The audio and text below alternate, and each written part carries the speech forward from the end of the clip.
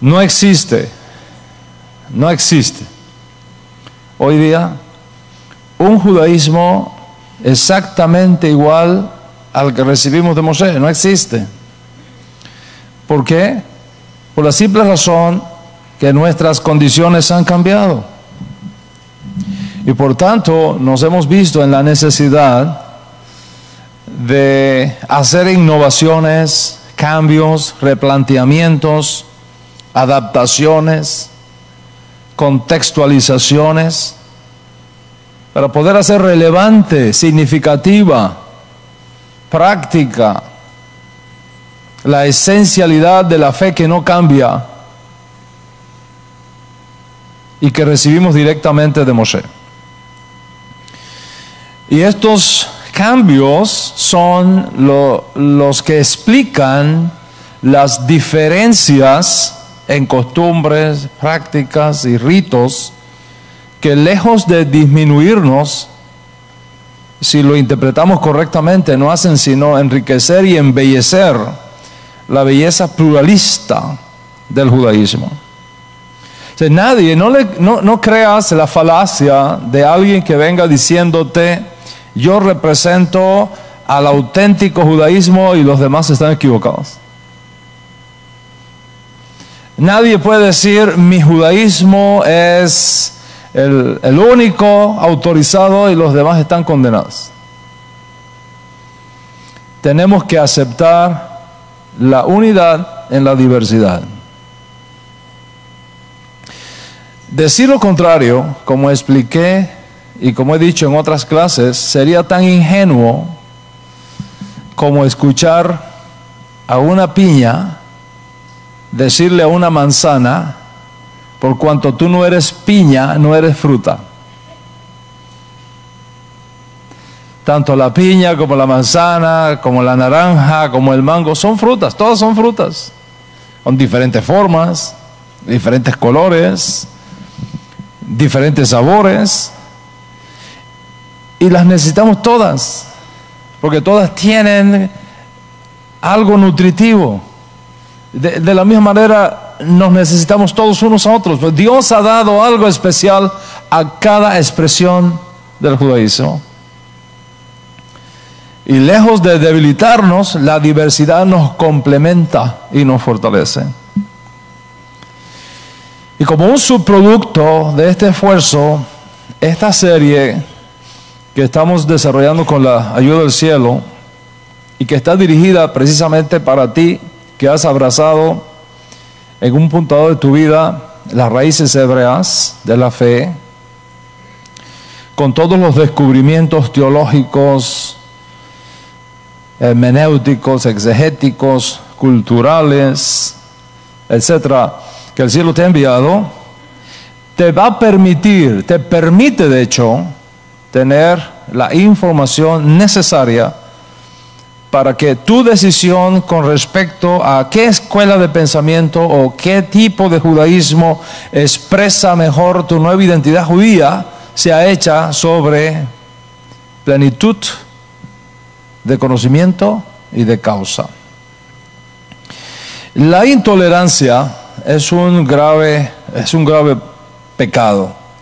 Y cuando uno ve todos estos grupos intolerantes que constantemente están bombardeando nuestros correos electrónicos y repitiendo más de la misma cosa que no expresa sino ese sentido de intolerancia, recuerda algo que voy a compartirte, y es que todos los psicólogos y psiquiatras y personal que trabaja con el mundo de las emociones de las personas están de acuerdo que la intolerancia casi siempre, casi siempre es una actitud defensiva. Recuerda eso. Cuando tú ves una persona intolerante que no acepta que otros piensen diferente o que exista otro judaísmo aparte de ellos y se vuelven intolerantes, recuerda eso. La intolerancia casi siempre es una actitud defensiva ocasionada por un sentimiento de inseguridad respecto a tus propias convicciones, en cuyo caso las ideas que no sean las que tú sostienes las ves como una amenaza. La intolerancia, consecuentemente, es una consecuencia de baja autoestima en la persona. Quiere decir, la persona que tiene una salud emocional sana confía en sus propias convicciones y no se siente amenazada porque otra persona piense diferente.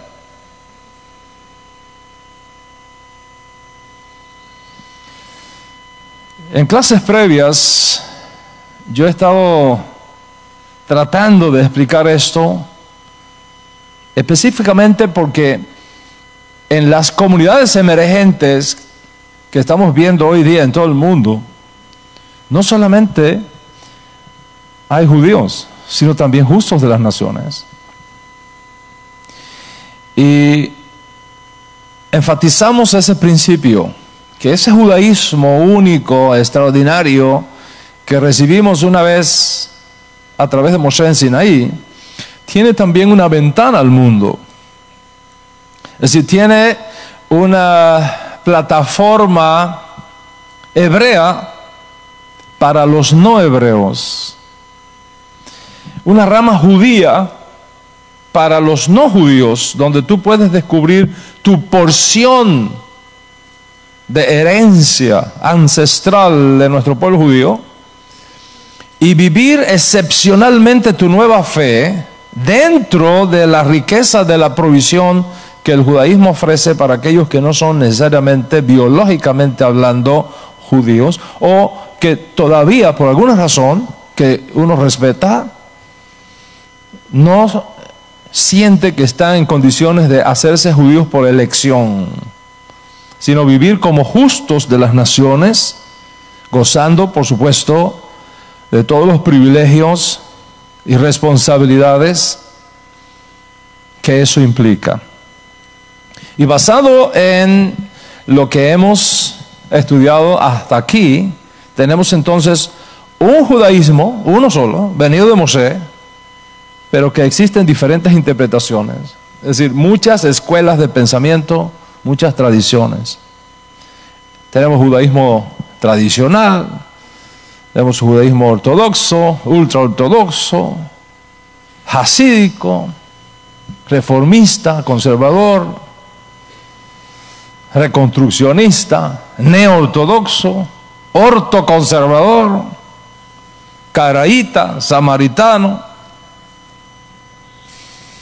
Unidad en la diversidad. Entonces la gente me pregunta, ¿por qué yo no elegí el judaísmo ortodoxo? ¿Por qué no elegí el judaísmo hasídico? ¿Por qué no elegí el judaísmo ultraortodoxo, o reformista, o conservativo, o caraíta? Y hay respuestas, hay razones. Y para mí razones de peso, de mucho peso. Y en clases previas te revelé el nombre del judaísmo que profeso. Ese judaísmo que llamamos judaísmo netzarita. Y te dije que el nombre judaísmo netzarita viene de dos fuentes. La primera es el Tanaj, la Torah, Nevi'im, Ketuvim, la Torah, Nevi'im, el Tanaj, la Biblia hebrea. Si es que podemos hablar del término Biblia, no me gusta usar el término Biblia hebrea. Porque en primer lugar, Biblia no es hebreo. Y en segundo lugar, porque no es cierto que toda la Biblia haya sido escrita en hebreo. Hay secciones que fueron escritas en arameo. O sea, el término Biblia hebrea, académica hablando, no es correcto. Pero bueno, es lo que mejor la gente entiende tal vez. Y además de esa fuente, tenemos la segunda fuente donde nos viene el nombre, que es el Código Real. Popularmente e incorrectamente conocido como Nuevo Testamento. Precisamente en la clase pasada te mencioné línea por línea, renglón por renglón, los testimonios que tenemos en el Código Real que muestra, más allá de cualquier duda razonable, acerca de la historicidad y autenticidad del judaísmo nazarita. Y esto es evidente en los textos prueba que mencioné del Código Real, donde se menciona constantemente, como una norma, casi como una norma, como una fórmula, la identidad de Yeshua y del judaísmo que profesamos como Yeshua mi Nazrat, o de Nazaret, y la secta de los Netzarim. Esto tiene una importancia extraordinaria porque precisamente nos remite al Tanaj, la otra fuente de donde procede el nombre Netzarim o Netzarita. Yeshua no fue conocido como Yeshua de Betlehem. Yeshua no fue conocido como Yeshua de Kefarnahum. Yeshua fue conocido como Yeshua de Nazaret, mi Nazrat. Y en la clase pasada demostramos cómo el Código Real, de forma consistente, identifica a Yeshua con el título de Nazrat, de Nazaret. Y por eso es que llamamos a nuestro judaísmo, judaísmo netzarita, para que sepas alrededor de qué figura, de qué enseñanza, de qué lado gira nuestro judaísmo.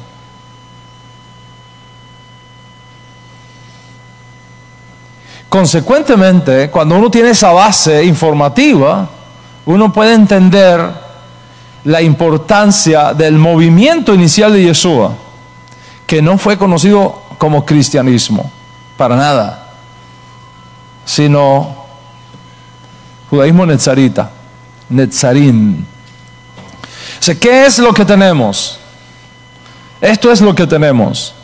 La interpretación del judaísmo único recibido de Moshe, que surge entonces alrededor de la figura de Yeshua de Nazaret, la tradición que resulta de su vida y sus enseñanzas, como fue preservada para nosotros por sus estudiantes originarios, y que es lo que da pie a nuestro judaísmo que yo he elegido para mí, para mi casa, es decir, el judaísmo netzarita. Ese judaísmo netzarita, y esto es importante que tú lo conozcas, este judaísmo netzarita es anterior al judaísmo talmúdico por 450 años. Es anterior al judaísmo misnaico por 150 años. En otras palabras, cuando Yehuda Hanasí, Yehuda el príncipe y sus asesores escribieron la Misná, ya el judaísmo nezarita existía. Antes del rabino Akiva, ya el judaísmo nezarita existía. El judaísmo nezarita es más antiguo incluso que el judaísmo que surge a partir de la destrucción del templo de Jerusalén en el año 70 y que llevó a los intelectuales judíos de la secta de los fariseos que seguían las enseñanzas de Hillel a redefinir el judaísmo, reformarlo e innovarlo para que pudiera funcionar sin el Estado judío, sin templo, sin sacerdotes, sin sacrificios. Incluso podemos decir que nuestro judaísmo ya existía antes del rabino Yohanan ben Zakkai, quien previo a la destrucción de Jerusalén en el año 70 hizo un pacto con Vespasiano, quien vino a ser el próximo emperador de Roma en aquellos días, consiguiendo de él un salvaconducto mientras el resto de los judíos era masacrado en la ciudad por no seguir el consejo de Yeshua. Antes de Yohanan ben Zakkai ya el judaísmo nezarita existía. Lógicamente, nuestro judaísmo es anterior al judaísmo mizrahi, es anterior al judaísmo askenazí, es anterior al judaísmo sefardí en cientos de años. Y por supuesto, muy anterior al surgimiento del cristianismo 200 años después de Yeshua. Y debido a su antigüedad, el judaísmo nezarita está más cercano entonces a los hombres de la gran asamblea, está más cercano a los profetas, está más cercano a los ancianos, está más cercano a Yahshua, está más cercano a Moshe que cualquier otro tipo de judaísmo que hoy día exista. Y de la clase pasada aprendimos muchas cosas. Estás aprendiendo a conocer por qué llamamos a nuestro judaísmo nezarita. Es importante conocerlo, por eso nos da la identidad necesaria para saber quiénes somos, dónde estamos, para dónde vamos. Es decir, tú tienes que llegar a un punto en tu vida donde estés convencido que nuestro judaísmo no es algo que estamos inventando en estos días. Que ustedes no son una probeta llena de conejillos de indias para ver si esto funciona, sino que somos las consecuencias de una hermosa tradición que viene precisamente de la vida y del legado del más extraordinario hijo que ha dado Israel al mundo, Yeshua Mashiach. Yeshua Mashiach. Y has aprendido cómo en esa historia hay una razón importante, trascendental. ¿Por qué llamamos a este judaísmo nezarita? Es decir, te di las razones históricas y las razones proféticas incluso que nos sostienen. Has aprendido que este judaísmo nezarita sobrevivió a la destrucción del segundo templo. Y por lo tanto es uno de los judaísmos más antiguos que existen en el mundo hoy día. Es más, a estas alturas ya tú debes de saber que nuestro judaísmo constituye una dinastía. Una dinastía, la dinastía nezarita, ligado a lo más puro y a lo más noble que haya conocido Israel alguna vez, directamente conectado con la casa de David, con la realeza de Israel. Has aprendido que Yeshua no nombró un sucesor, sino que Él sigue siendo nuestro máximo líder de nuestro movimiento y que su partida temporal fue llenada por ilustres dirigentes que fueron moviendo la responsabilidad histórica de ese legado y extendiéndolo más y más hasta llegar a nosotros. Has aprendido y hoy vas a aprender más aún de toda esa historia riquísima que sobrevive a los momentos más difíciles que experimentamos con aquellos atropellos de Roma y sus continuas campañas de aniquilar todo lo que oliera a la casa de David en aquellos días. Has aprendido que nuestro judaísmo nezarita retiene consigo tradiciones y costumbres muy antiguas que no tienen paralelo con otras interpretaciones del judaísmo que hoy conocemos. Y por lo tanto tienes que sentirte sanamente orgulloso de tu judaísmo. Y por supuesto, esto significa que no somos los únicos, o que nuestro judaísmo es el único, o que nuestro judaísmo es perfecto, que no tiene fallas.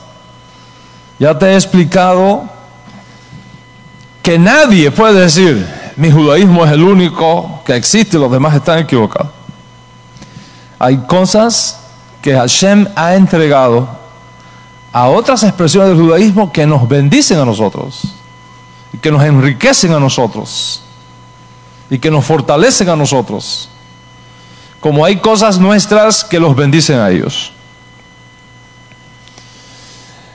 Has aprendido a entender que tú formas parte de una línea de fe y prácticas nobles que está ligada a lo más puro y precioso que ha existido en Israel, el alma de Yeshua HaTzadik, el más noble judío que el mundo haya conocido. Has aprendido, en fin, que estás aprendiendo una rica herencia de un legado único, extraordinario, y que debes de sentirte bendecido y agradecido al Eterno por haberte revelado la identidad de Yeshua mi Nazaret.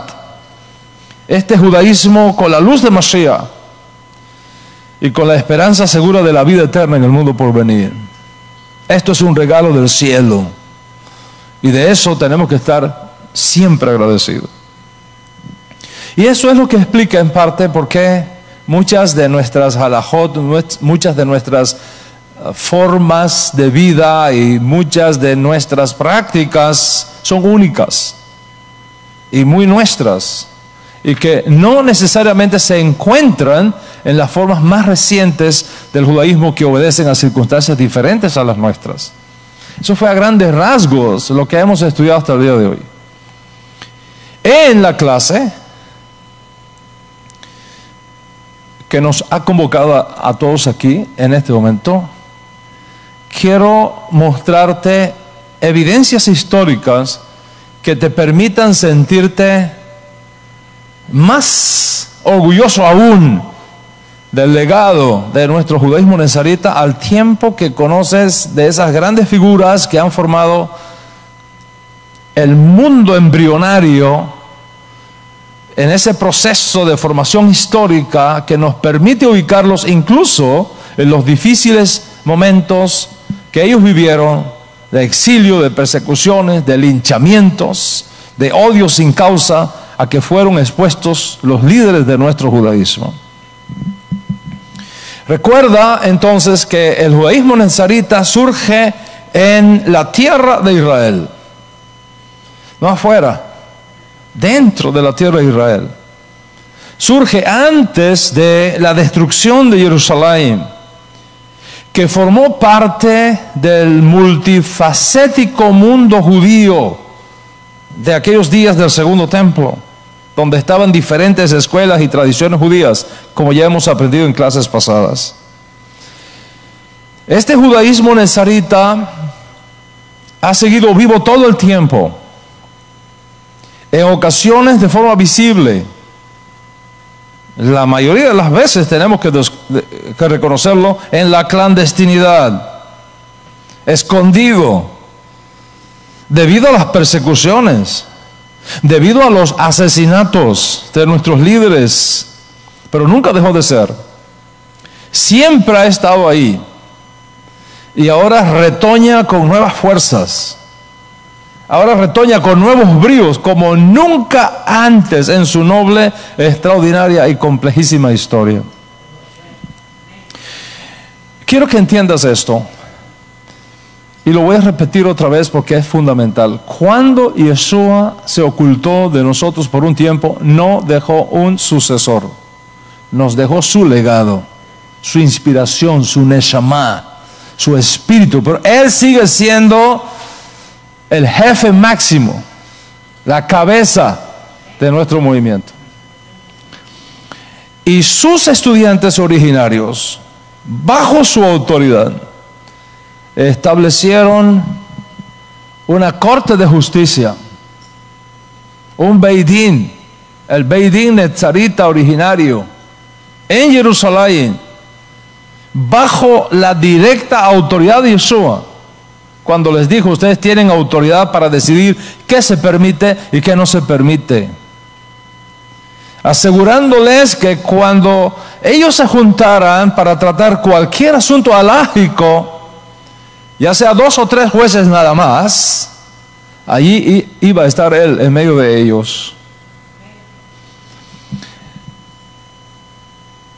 Y voy a darles la lista de estos ilustres líderes que ocuparon la silla de Yeshua en la dinastía nazarita desde su ocultamiento temporal.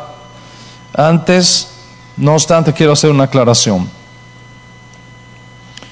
partiendo de los informes que nosotros tenemos en el Código Real, partiendo de los informes que nosotros tenemos en el Código Real, se hace evidente que el Beit Din Netzarita tuvo dos sillas, no una silla, dos sillas. Una silla para los judíos y una silla para los no judíos. Eso está claramente definido. Al frente de la silla para los judíos estuvieron su presidente Jacob ben Yosef, hermano del Ribi, Kefa ben Simón y Yohanan, el menor. Son las figuras ilustres. Y al frente de la silla para los no judíos estuvo el gran sabio Rabino Shaul de Tarso, su compañero Bar Abba, y su otro compañero Yohanan Meir. Son los tres fundamentales que estuvieron en la academia de Rav Shaul. Tenemos esas dos sillas, las dos academias. Una dirigida para los judíos, judaísmo para los judíos, y la otra, judaísmo para los no judíos. Dentro de ese mundo, vamos ahora a mostrar la evidencia histórica de esa continuidad de liderazgo que tuvo el Beit Din Netzarita. El primero que se sentó en la silla que dejó temporalmente vacía, nuestro santo maestro, fue su hermano, de papá y mamá, su hermano propio, el príncipe Jacob ben Yosef Hasadik. Él fue el presidente del Beit Din Netzarita desde el año 30 hasta el año 62 de la era común. Desde el año 30 hasta el año 62, 32 años de liderazgo. En el año 32 él fue asesinado brutalmente. Lo lanzaron de cabeza desde el pináculo del templo y lo remataron abajo.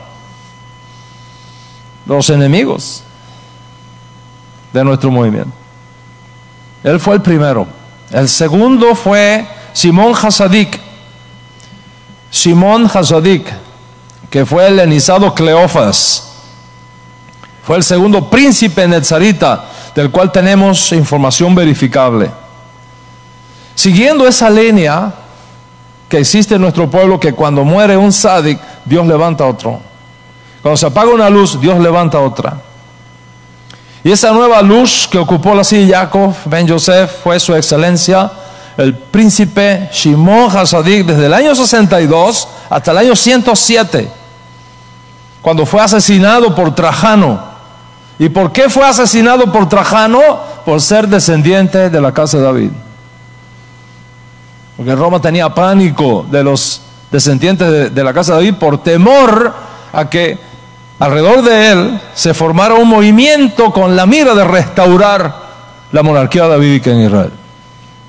45 años de servicio al frente del judaísmo netzarita. Si hay que notar que a partir del año 62 en adelante, aún hasta después de la destrucción de Jerusalén en el año 70, los romanos se volvieron cazadores de brujas contra todo judío que tuviera específicamente una relación biológica con la casa de David. Lo veían como una amenaza. El tercer líder netzarita que ocupó la silla de nuestro santo maestro fue su excelencia, el príncipe Sedequías Hasadik, desde el 107 hasta el 110. Apenas 3 años. Y ustedes saben por qué. Lo lincharon también. El cuarto líder netzarita fue Secaria Hasadik, del 110 al 113. 3 años solamente. Ya saben, se imaginan por qué es la razón. Lo eliminaron. Era una amenaza. El quinto líder netzarita, Tobías Hasadik, desde el 113 hasta el 115. El sexto líder netzarita, Benjamin Hasadik, del 115 al 117, ocupó la silla judía del movimiento netzarita. el séptimo líder nezarita, Yohanan ben Zadik, que ocupó la silla del Beidín nezarita del 117 al 119 de la era actual. El octavo, Matillahu Hasadik, que ocupó la silla, el oficio del Beidín desde el año 119 hasta el año 121. Apenas 2 años. Ya te imaginas por qué 2 años. El noveno líder fue Peresh Hasadik, a quien Eusebio en su historia eclesiástica llama Felipe, que gobernó del 121 al 123 de la era actual. El décimo, Sanaá Hasadik, estuvo dirigiendo el movimiento nezarita desde el 123 hasta el 125. El décimo líder nezarita fue Sedecaya Hasadik, del 125 al 127, después de Yeshua. Algo extraordinario. El décimo primero, Sedecaya Hasadik, el segundo, que ocupó la silla, el oficio, del 125 al 127. El décimo segundo líder fue Secaya Hasadik, que estuvo dirigiendo el movimiento nezarita desde el 127 hasta el 129. Extraordinario y maravilloso trabajo que realizó. El próximo fue Efraín Hasadik, del 129 al 131. El décimo cuarto, Joseph Hasadik, que ocupó la silla del 131 al 133. Y el décimo quinto líder fue Yehuda Hasadik, que tomó el oficio en los difíciles años de la segunda revuelta judía contra Roma, en los años 131, 132, 133 de la era actual, hasta el 135. Yehuda Hasadik. Sobre Yehuda Hasadik, decimoquinta luminaria nezarita, tengo que decir algunas cosas importantes, sumamente importantes. Primero, no lo puedes confundir con Yehuda Hanasí, el príncipe, que fue el líder del movimiento judío tradicional, que marcó lo que hoy conocemos como la Misná. No lo puedes confundir con él. Este Yehuda Hasadik vivió los difíciles momentos de la segunda revuelta judía contra Roma. Fue obligado por Adriano a irse al exilio. Tuvo que salirse de Jerusalén por los romanos, por causa de los romanos, y pasar a la clandestinidad. Este Yehuda Hanasí fue el que tomó la decisión. Es muy importante conocer esto. Fue este Yehuda Hanasí, líder, príncipe de la casa de Israel, jefe del movimiento judío nezarita para esta época, quien toma la decisión de separarse completamente del judaísmo tradicional que había en aquellos días por un hecho trascendental. ¿Cuál fue ese hecho trascendental? El Rabí Akiva nombró a Simón bar Koshiva comandante del ejército judío que dirigió esta segunda revuelta judía contra Roma en los días de Adriano, 132 a 135. Rabí Akiva lo nombró el Mesías.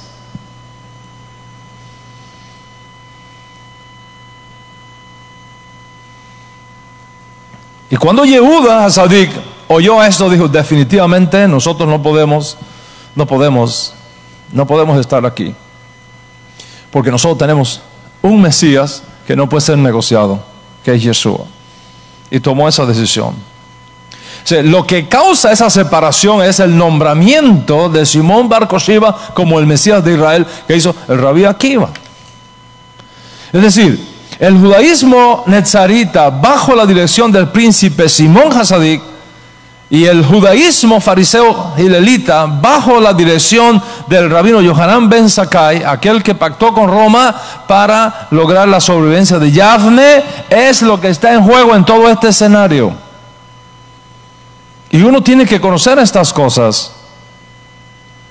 El judaísmo nezarita fue una interpretación específica de la manera como tiene que vivirse el judaísmo ahora en la presencia del Mesías, en la persona de Yeshua ben Yosef, sin templo, sin sacrificios, con la mira de restaurar la casa de David una vez que llegara el momento elegido por la sabiduría divina. El otro judaísmo que sobrevive a la experiencia de la destrucción de Jerusalén y que podemos identificar como el judaísmo gilelita fue una interpretación específica de cómo puede el judío sobrevivir ahora sin templo, sin sacerdotes, sin sacrificios, sin Mesías, porque no aceptaron que Yeshua fuera su Mesías, sino el otro Mesías que ya mencionamos. ¿Cómo lograron sobrevivir estas dos corrientes judías post-destrucción de Jerusalén, post-destrucción del templo? El judaísmo nezarita sobrevive gracias a que sus líderes, es decir, los príncipes nezaritas, pudieron reinterpretarlo con Yeshua HaMashiach, estando ahí presente y colocándolo a él como una fuente segura de expiación.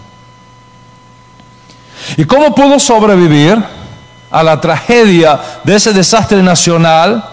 El judaísmo tradicional gilelita sobrevivió gracias a que sus líderes reinterpretaron el judaísmo que había en aquellos días para que pudiera ser funcional, sin templo, sin sacrificios, explicando que la teshuvah, es decir, el arrepentimiento, la tefilá, es decir, la oración, y los masim tovim, es decir, las buenas obras, reemplazan a los sacrificios del templo, y los nuevos líderes de su movimiento, es decir, los rabinos, reemplazan a los sacerdotes.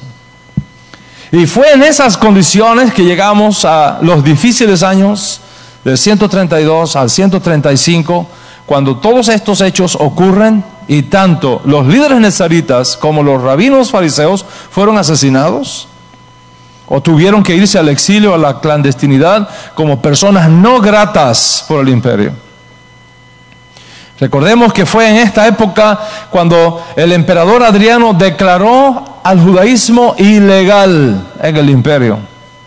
Tanto el judaísmo gilelita o el judaísmo aquivano, como queramos llamarlo, como el judaísmo nezarita. El que fuera descubierto enseñando Torah, armando un estudio de Torah, corría peligro de muerte. Y los asesinatos se contaban por días. El deseo de Adriano fue eliminar todo vestigio de judaísmo, toda posibilidad de reconstrucción de Jerusalén, toda posibilidad de reconstrucción del templo, del Estado judío. Fue en ese contexto que Adriano declara a Israel con un nuevo nombre, para borrarlo de la faz de la tierra, y lo llama Palestina. De tal manera que borrando a Israel del mapa, de forma legal, en todos sus anales, en todos sus documentos, ningún judío pudiera nunca más reclamar esa historia, reclamar esa tierra, porque ya no era Israel, era Palestina, otra tierra. Así que ese canto que usted oye por ahí, de cuando en cuando por la radio, tierra bendita y divina, es la de Palestina. Y usted sabe los disparates que hay. No es Palestina, eres Israel. Y tenemos que hablar el lenguaje correcto para enviar el mensaje correcto. ¿Qué pasó entonces? El judaísmo para los no judíos, preste mucha atención. Yo sé que esta clase es un poco dura y difícil de procesar, pero es necesario entenderla. Porque si no entendemos nuestras raíces históricas, no comprendemos nuestro legado. Y no hacemos clic con nuestra fe extraordinaria y maravillosa que tenemos. Si haga todo su esfuerzo por seguirme en esta exposición. ¿Qué es lo que tenemos? ¿Qué pasó? El judaísmo para los no judíos, escuche bien, el judaísmo para los no judíos, bajo la dirección del rabino Shaul, de Barabá, de Yohanan Meir, había crecido impresionantemente. Podríamos decir que basados en la profecía, por cada judío nezarita había 10 justos de las naciones, es decir, 10 cristianos. Y rabino Shaul, en varias ocasiones, y eso es evidente en sus dichos y en sus escritos, previó el peligro de que de entre ellos se levantaran líderes perversos, lobos, que no perdonaran el rebaño y comenzaran a alejarse de los principios y de las normas que la silla del judaísmo para los no judíos había establecido en todo el mundo del imperio de aquella época. Ya habían pasado 30 años de la partida de nuestro santo maestro, y el rabino Shaul, nos dice el Código Real, en una reunión con los líderes no judíos de Asia Menor, les había advertido del peligro que corrían si se desviaban de su raíz judía, y les advirtió del peligro que había de que se hablara, se enseñara de otro Yeshua, del peligro que había de que se enseñara de otra palabra de redención, del peligro que había de dejarse llevar por otro brío, por otro espíritu. Y esto significa que ya para los días de Shaul se estaban dando interpretaciones de Yeshua, se estaban dando enseñanzas de Yeshua, y se estaban dando versiones de su fuente de autoridad que estaban desviándose del judaísmo proclamado por el rabino Saúl de Tarso y su academia. Y en efecto así ocurrió. Los cristianos de aquella época, es decir, los creyentes de origen gentil, una gran multitud, como aquella gran multitud que salió de Egipto, en estos días difíciles de la segunda revuelta judía contra Roma, el año 132 al 135 aproximadamente, se habían divorciado ya de su raíz hebrea, para no tener nada que ver con los judíos. Y de esa forma, entre otras cosas, evitar confrontaciones mortales con Roma. Los líderes nezaritas, los judíos nezaritas, estaban en apremio, perseguidos unos, asesinados otros, escondidos la mayoría en la clandestinidad. Por su parte, los cristianos estaban siendo acusados de judíos, de ser judíos por el imperio, y estaban corriendo el mismo peligro. Entonces, los líderes cristianos desarrollaron una política de sobrevivencia, desconectarse de los judíos, negar toda raíz judía para no ser confundidos con los judíos, y aprovechando la coyuntura política del momento, hicieron una tremenda movida que cambió la historia. Tomando ventaja del hecho de que los líderes del movimiento judío nezarita estaban en la clandestinidad debido a las persecuciones y a los asesinatos, nombraron por primera vez en la historia a un no judío como el líder de ese movimiento, de esa silla. En otras palabras, al no estar presentes, físicamente presentes, las autoridades nezaritas nombraron a un gentil como el nuevo líder de ese movimiento.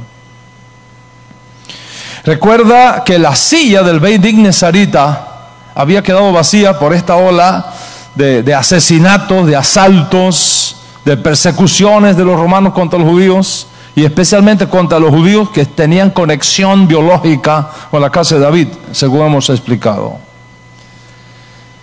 El movimiento cristiano entonces, al notar que el judaísmo nezarita había sido prácticamente eliminado, se reagrupan y deciden nombrar un nuevo obispo, y usan un término ya no judío, un obispo como cabeza de su organización. Fue el famoso obispo Marcos. Mientras eso está pasando, mientras eso está pasando, en la parte política del Estado, de cosas que está sucediendo allí, el emperador Adriano tomó medidas excepcionales. Él tenía temor de que surgiera algún judío descendiente de David y le creara otro dolor de cabeza.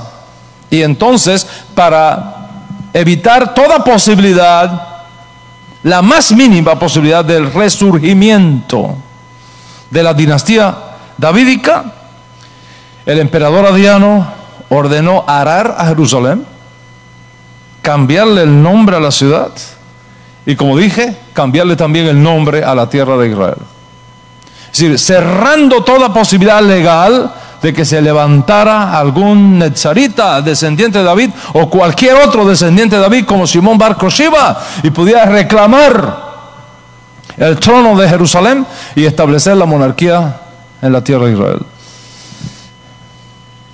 Marcos, de ahora en adelante, va a recibir el título romano de obispo, y ese Marcos es el padre de lo que hoy día conocemos como el papado romano.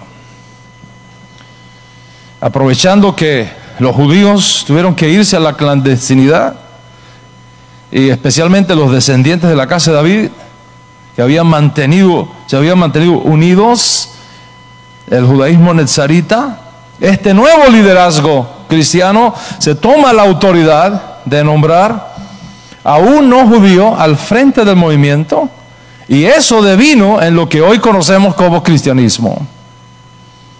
Esa es la verdad histórica. Por un lado, la historia del ilustre y noble judaísmo nezarita, y por otro lado, la historia de una usurpación. Cuando los líderes cristianos aprovechan el vacío de la autoridad judía, dan la espalda a su matriz hebrea, dan la espalda al judaísmo nezarita que los había cuidado, los había protegido, los había educado en el conocimiento de la Torá, del Dios de Israel, del Mesías de Israel, y ahora, atraídos por los nuevos aires del imperio, comienzan a alejar más y más sus tiendas de Jerusalén y acercarlas más y más a Roma. Esta es la historia que algún día tendrá que ser reescrita para las nuevas generaciones, cuando todas las cosas comiencen a salir totalmente a la luz. Más tarde, el emperador Constantino, para firmar su trono, reúne a todos los obispos cristianos del imperio para tener un concilio donde saliera una sola religión y una sola fe para el imperio. Ningún líder judío nezarita sospechosamente fue invitado a esa reunión.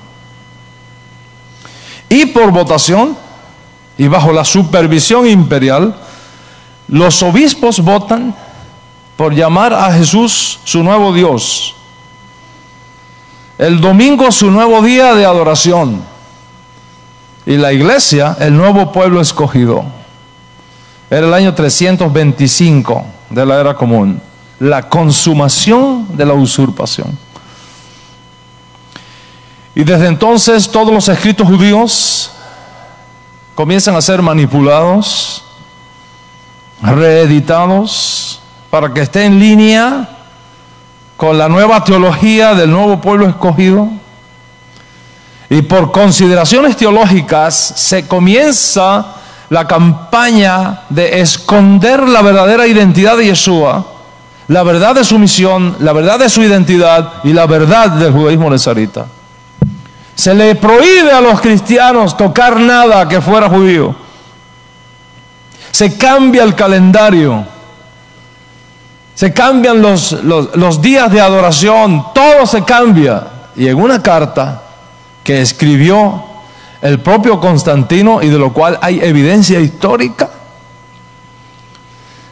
él da la razón por la cual se establecen esos cambios. Y la razón es esta: para no tener nada compartido con esa chusma de judíos.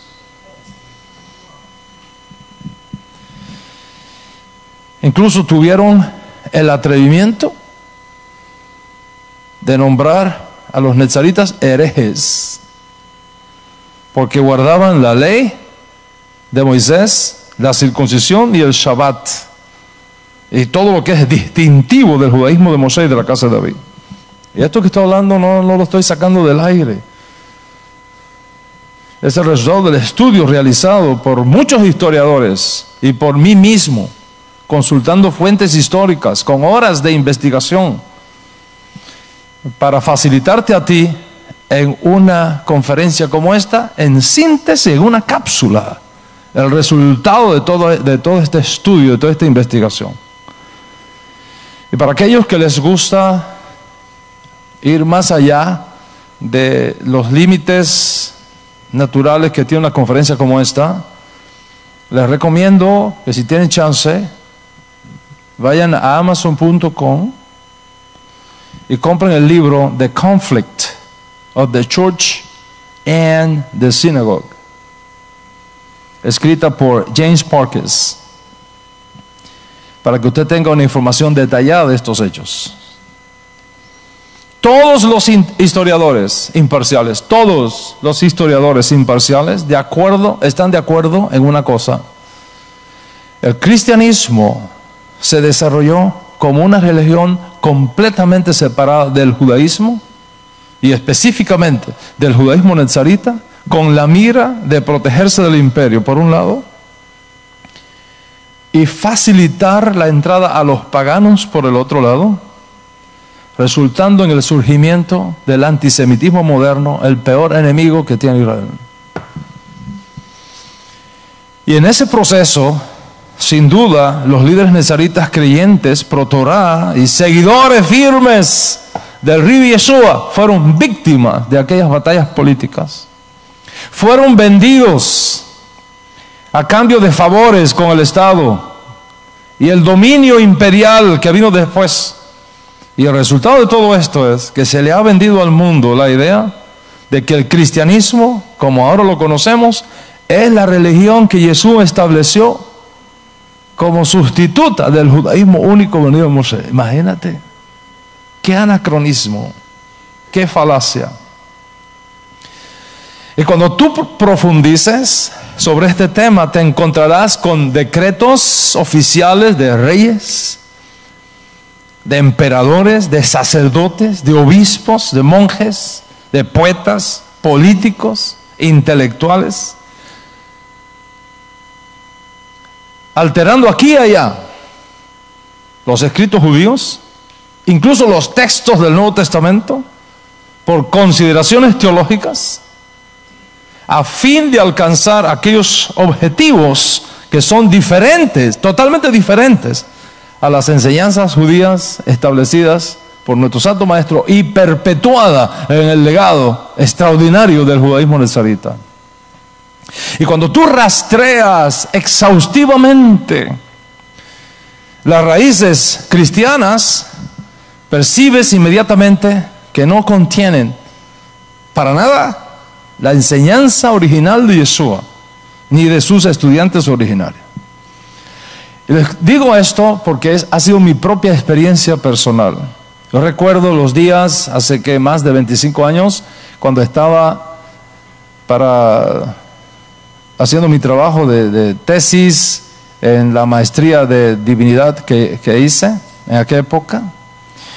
Y por primera vez, mi profesor me dijo que investigara sobre cristianismo y judaísmo en una edad de pluralismo. Y por primera vez en mi vida descubrí una historia que no me habían contado. Y esa es precisamente la que yo te estoy contando. ¿Te imaginas ahora el cuadro? Lo que empezó judío, ahora pareciera que termina cristiano.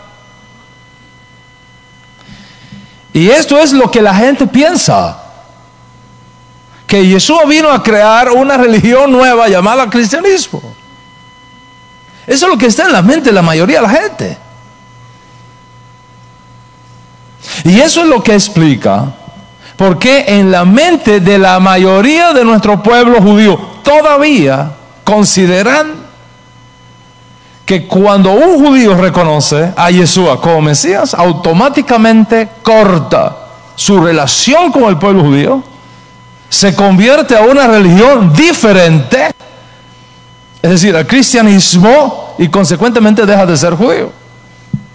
Eso es lo que está en la mente de nuestro pueblo, producto de toda esta historia mal contada. Y no es así. Y nosotros estamos aquí y existimos aquí, entre otras cosas, para decirle al mundo que no es así. Yeshua no hizo tal cosa, jamás. Ni los que siguieron al principio a Yeshua hicieron tal cosa, ni nosotros hacemos tal cosa. La usurpación tuvo lugar sin duda. Sin embargo, Rabotai, a los ojos de Dios,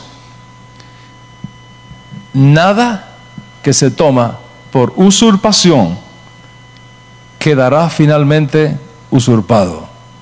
Dios tiene un momento para restaurar la verdad. Dios tiene un momento para restaurar la resurrección de lo que se intentó destruir.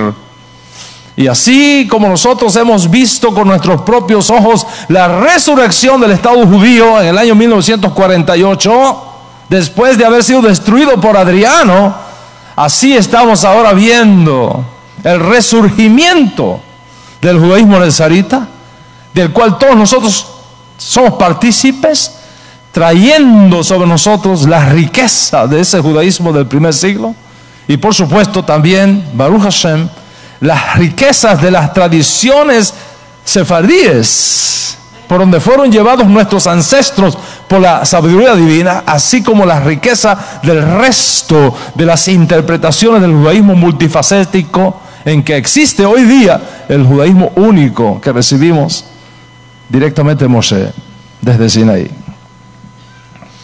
Ahora bien, he dicho que el nombre y consecuentemente la esencia de nuestro judaísmo nezarita proviene del Tanaj y proviene de los informes del Código Real que confirman lo dicho por la Torá, por los profetas y por los salmos. Y en la clase pasada, de forma específica, te nombré, como dije, renglón tras renglón y línea tras línea, los datos donde se confirma el nombre, la antigüedad y la naturaleza de ese nombre. Y hasta ahí estamos bien. Pero alguno podría objetar, ¿dónde está en el Tanaj la expresión Netzarim, de donde toma nombre nuestro judaísmo? ¿Cómo me puedes decir que Nazaret o Nazrat es algo serio, es algo profético, cuando esa ciudad no existió en los días de los profetas? Y por tanto no pudieron haber profetizado sobre ella. De hecho, Nazaret no es nombrado ni una sola vez en el Tanaj. La ciudad de Nazaret, el pueblito, no es una ciudad, es un pueblito. La aldea de Nazaret no es nombrada ni una sola vez en el Tanaj. Entonces, ¿de dónde saco el argumento de que Netzarim proviene del Tanaj? Tanto como por los informes del Código Real. ¿De dónde saco eso? Eso es precisamente el tema que vamos a tratar en nuestra próxima clase, con la ayuda del cielo, porque ahora mi tiempo ha concluido.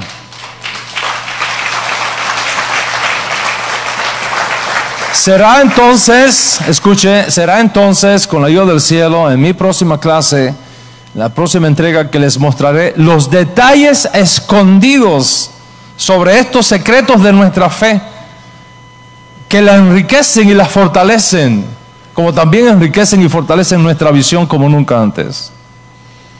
En resumen, ¿por qué escogí entonces el judaísmo netzarita como el judaísmo que mejor expresa mi identidad judía? ¿Por qué lo escogí? Lo escogí, en primer lugar, porque es el único judaísmo que gira alrededor de la figura extraordinaria del Mesías de Israel.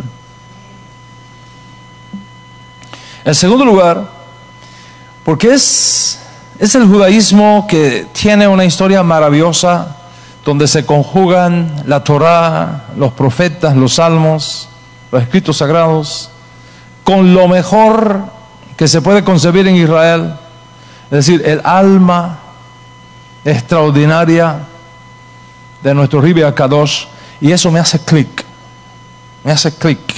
mi alma se identifica con esa historia, la llevo en mis venas. En tercer lugar, porque el judaísmo netzarita desafía lo mejor de mí, en aras de indagar, de escudriñar, incluso rectificar lo mal hecho por decenas de generaciones, teniendo por delante el tremendo desafío de restaurarle el honor a nuestro Santo Maestro, su vida, su enseñanza, su legado. Y eso me da la oportunidad de hacer un trabajo de reingeniería cultural, de reingeniería generacional, que está íntimamente ligado a la exigencia de una misión cumplida que facilite el retorno de nuestro Santo Maestro pronto y en nuestros días. En cuarto lugar, porque este judaísmo me da la oportunidad de explorar, de escudriñar y rectificar lo mal hecho en relación con la escritura, con la edición y la transmisión del cuerpo de enseñanza que retiene consigo los códigos necesarios para comprender de forma adecuada quién fue Yeshua y qué realmente enseñó Yeshua, de tal manera que lo que a mí me robaron las generaciones pasadas se lo podamos entregar como legado a las generaciones por venir.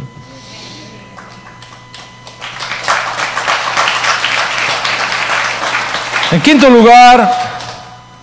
lugar, porque contiene una historia maravillosa de sabios, de príncipes y defensores de la mesianidad de Yeshua, que nunca apostataron de la Torá, que nunca cambiaron al Dios de Israel por ningún nuevo Dios, que nunca renunciaron a la fe ancestral de nuestro pueblo y al mismo tiempo se mantuvieron firmes en su entendimiento de Yeshua como Mesías. Y estos 15 ilustres príncipes de Israel que he mencionado, y los que se mencionarán después, es una cadena ininterrumpida de héroes, mártires, sabios, príncipes de Israel, que dieron todo lo que tenían, incluso sus vidas, sin negociar a Yeshua, sin negociar la Torá, sin negociar los mandamientos, sin negociar los preceptos, ni las prácticas y costumbres sagradas de nuestro pueblo. Y yo me identifico con esa historia. Cobra vida en mí. La veo, la siento, la llevo adentro como mi propia historia. Y me siento más cerca de Moshe y del cielo en ella que en cualquier otra interpretación del judaísmo. Por otro lado, sería muy ingenuo de mi parte decir que mi judaísmo es el único válido que los demás no cuentan. Lo aleno. Ya he explicado eso. Sería ingenuo de mi parte también decir que nuestro judaísmo es el auténtico judaísmo de Moshe y de los profetas. Lejos de mí esté tal cosa. Sin embargo, para ser honesto contigo, creo que si Moshe viviera en este tiempo, posiblemente habría elegido el judaísmo nezarita para expresar su fe en Yeshua como Mesías. Y lo mismo hubiesen hecho los 70 ancianos. Y lo mismo habrían hecho los profetas y los hombres de la gran asamblea, y Yahshua, y Hagai, y Malaquí, y Yesiyahu, y Ermiyahu, y Eliyahu. Y si ellos lo habrían elegido, entonces mi elección se encuentra en una zona de grandes amigos, amigos de alta confiabilidad y de extraordinaria relevancia. Y vivir en esa perspectiva me fortalece el alma, me empuja a seguir adelante, me llena el corazón de esperanza. La esperanza de un mundo glorioso que está por venir cuando aparezca Mashiach y nos conceda a todos la gracia de ver para siempre cielos nuevos y tierra nueva donde more la justicia. Esa es la fuerza que se esconde adentro de mí. Y esa es la importancia de conocer toda la riqueza que tiene nuestro judaísmo. Shabbat Shalom, paz sobre todo Israel.